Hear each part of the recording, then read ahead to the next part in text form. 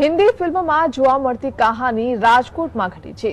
એક બાળક વર્ષો પહેલા પોતાના પરિવારથી વિખૂટો પડી જાય છે ને સંઘર્ષ અને અનેક મુશ્કેલીઓ બાદ આખરે તેનું પરિવાર સાથે મિલન થાય છે। શું છે આખો મામલો, આવો જોઈએ આ રિપોર્ટમાં।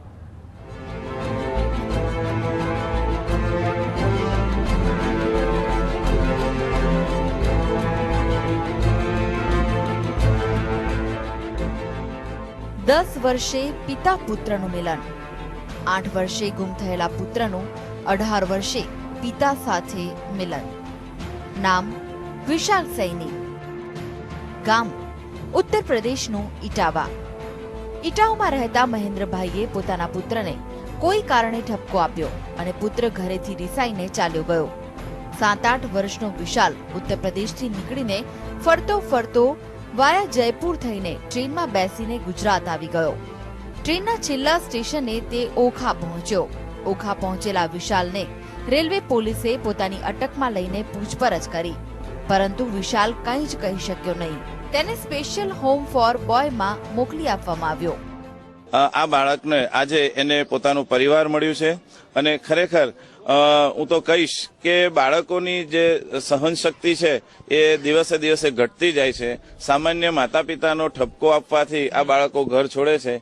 એનો તાજો દાખલો જોઈએ તો અમે આ ચોથું બાળક એવું છે કે જેને પુનઃસ્થાપિત કરીએ છીએ।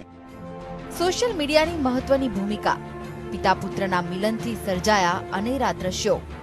વર્ષ 2009માં વિશાલને Rajkot special home for boy ખાતે ટ્રાન્સફર કરવામાં આવ્યો। રાજકોટમાં સમાજ સુરક્ષા વિભાગના અધિકારીઓ અને કર્મચારીઓ વિશાલને તેના પરિવાર સાથે ભેટ કરાવવા માટે સોશિયલ મીડિયાનો સહારો લીધો। આજે રાજકોટમાં પિતા અને પુત્રનું મિલન થયું અને પિતાએ ઈશ્વરનો આભાર માન્યો। अभी करीब 10 दिन पहले व्हाट्सएप पे मैसेज आया, तो उसमें मैंने पूरी जानकारी ली। जानकारी लेने के बाद पता चला कि वो जयपुर का नंबर है, तो वहाँ से मैंने जानकारी ली तो वो कहने लगी ये राजकोट में है, मैं आपको 4-5 दिन का इसका पूरी डिटेल निकाल के दे दूंगा। फिर कुछ 4-5 दिन पहले अभी राजकोट से फोन गया तो मैंने कहा मैं जल्द से जल्द उसको लेने आ रहा हूँ। પિતા અને પુત્રના મિલનના પગલે અનેરા દ્રશ્યો સર્જાયા।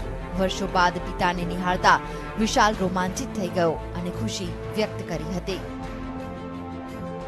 સોશિયલ મીડિયાના દુરુપયોગના સમાચાર તો છાશવારે આવે છે, પણ આજ સોશિયલ મીડિયા 10 વર્ષે પણ પિતા પુત્રનું સુખદ મિલન કરાવવામાં મહત્વનો ભાગ ભજવી ગયું છે।